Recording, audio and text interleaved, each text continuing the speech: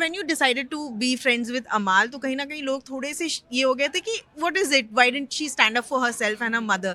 क्या thought था that you decided to maybe not hold grudges against तो Amal? अमाल और मेरे बीच में ग्रजेस थे तब तक, इनफैक्ट हम फिनाले वीक तक वी वर नॉट फ्रेंड्स।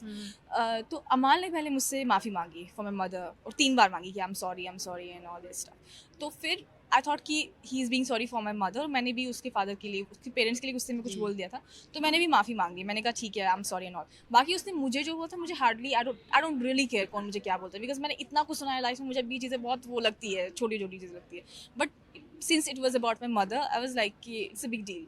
तो एंड अमाल का एक चीज़ है, मुझे कहीं ना कहीं लगता है कि दैट पर्सन इज़ कहीं ना कहीं प्योर हार्ट है उसका।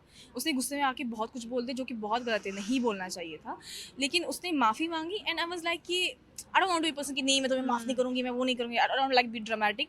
जितनी ड्रामेटिक हूँ वो नेचुरल है, तो मुझे ओवर ड्रामेटिक बनने की आदत नहीं है।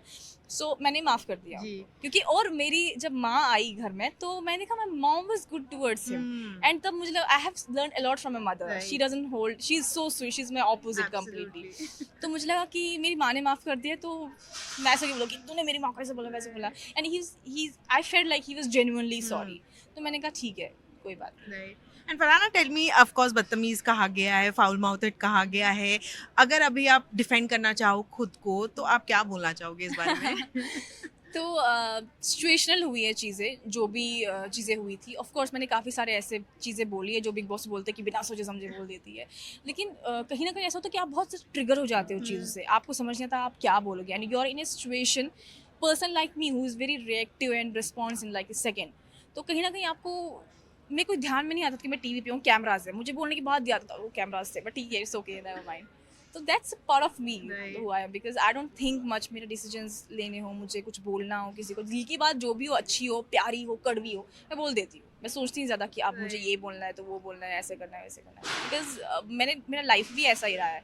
मैंने बहुत कम चीज़ें जो प्लान की है अपनी लाइफ में। I trust always the all mighty कि Yeah. मैं आई विल स्टार्ट, आगे वो हैंडल करेगा। एंड ड्यूटी से क्या प्रॉब्लम थी फरहाना को? मतलब डिफरेंट डिफरेंट प्रॉब्लम्स थी मुझे ड्यूटी से।